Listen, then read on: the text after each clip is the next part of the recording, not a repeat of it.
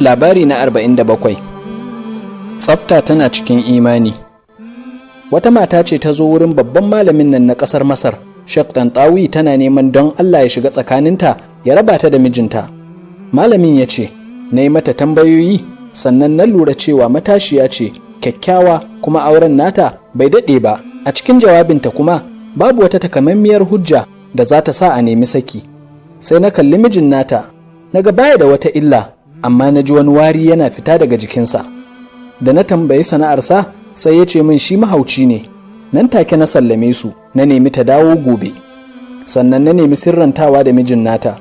A cikin ganawarmu da shi, na yi masa nasiha, na lurar da shi game da muhimmancin tsafta.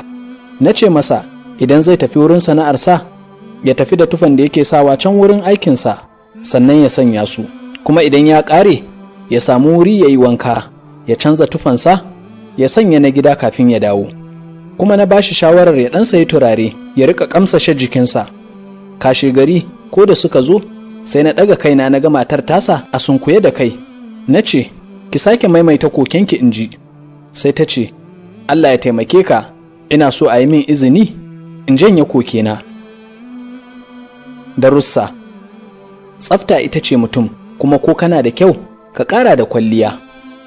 Mata suna tsanar ƙazamin namiji, ko da ba su furta ba.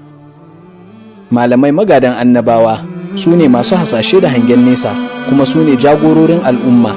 Abin da ya ɓaci su suke gyara shi.